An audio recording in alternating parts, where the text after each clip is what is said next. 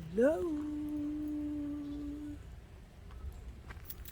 Mo kí yín o, orúkọ tèmi ò yí padà. Dára, Yèyé Dára Global, Yèyé Dára ọmọlúàbí. Yes. Mo kí gbogbo ọmọ ilẹ̀ Yorùbá káàkiri gbogbo àgbáyé, gbogbo ibikíbi tẹ́ bá wà tẹ́ tí ń wò mí àbí tẹ́ tí ń gbọ́ mi. Fídíò méjì tí mo fẹ́ fi hàn yín. Mo fẹ́ kẹ́kàn rí náà ni kẹ́dẹ̀ tún gbọ́ lẹ́ẹ̀kan sí wípé ìjẹ́ àtúnṣe tilẹ̀ wà fún ilẹ̀ Nàìjíríà bí? Kò sí àtúnṣe. Mo rí wípé ẹ̀yin ọmọ Yorùbá ẹ̀ ń tanra yín. I stand for one Nigeria, I stand for one Nigeria ní gbogbo yín pariwo kiri.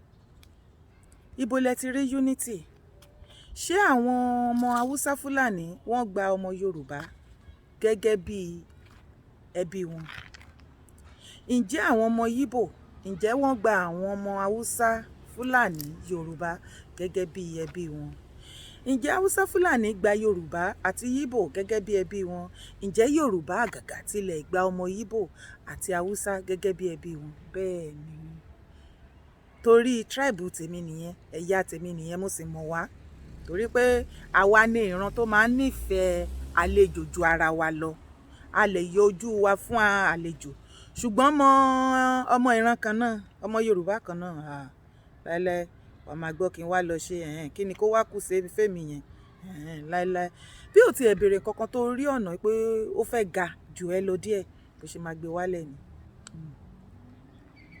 Yorùbá nation. Àwa kì í ṣolódì ilẹ̀ Yorùbá. A ò bá yín jà, a ò bá yín jagun. A ò sì kógun wá sílẹ̀ Yorùbá.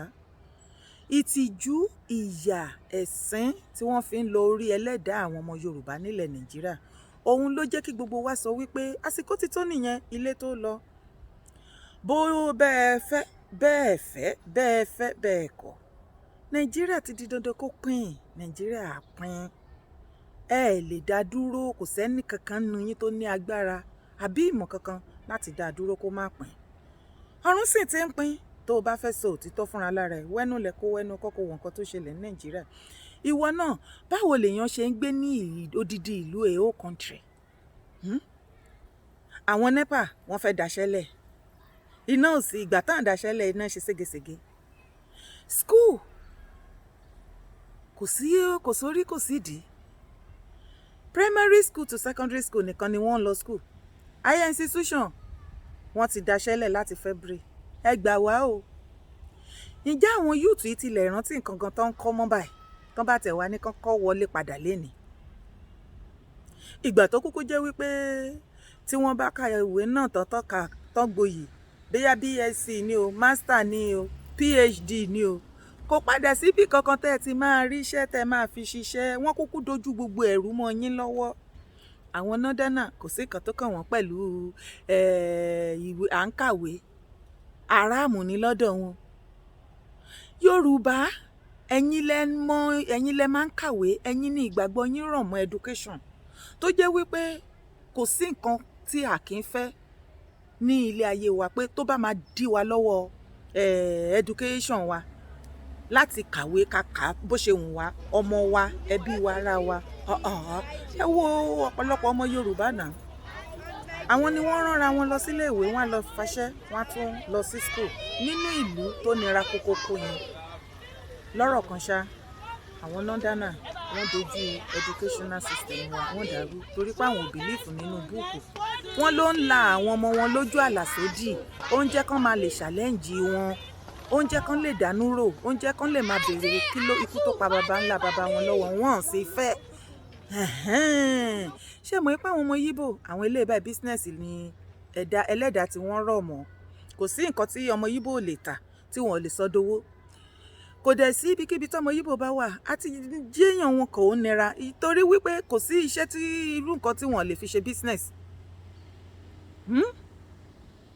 Wọ́n á rẹ ara wọn sílẹ̀. Wọn ò mọṣẹ́ ìdẹ̀tí kan ni wọn kì í ṣe. Wọ́n á ṣe. Wọ́n á fi fún ìyàwó ọmọ lóúnjẹ. Yorùbá ẹ̀yà mi. Yorùbá ló ní pé kán ní kó wá ṣiṣẹ́. Kò ń ṣiṣẹ́ kólẹ̀kólẹ̀ o. Gate man á sọ fún ẹ pé kóun wá máa ṣí gate. àwọn iṣẹ́ tí ò bá ti ń jẹ́ white collar job tó jẹ́ pé ẹ máa ní èsì inú ẹ ní secretary ẹ máa from one official car to another one, live large live big, all those paparazzi thing. Nǹkan tí ọmọ Yorùbá fẹ́ ṣe ta yàn láàyò ní tiwa nìyẹn. Ẹ má ṣì mí gbọ́ o, mi ní kò dáa o, ṣùgbọ́n ṣé wọ́n Nàìjíríà yìí ṣó fi àyè gba ọ̀rọ̀ education mọ́ báyìí ní Nàìjíríà? Torí wípé tán bá ní kán wo ẹ̀yin ọmọ Yorùbá, gbogbo yín tẹ́ ti ní master degrees, tẹ́ ti ní master degree, tẹ́ ní gbogbo ẹ̀ degree BSc gbogbo ẹ̀ tó kún ọwọ́ yín, mélòó yín ló ti ríṣẹ́? Kò sí iṣẹ́. Buhari ti sọ wípé kò sí iṣẹ́ kankan mọ́.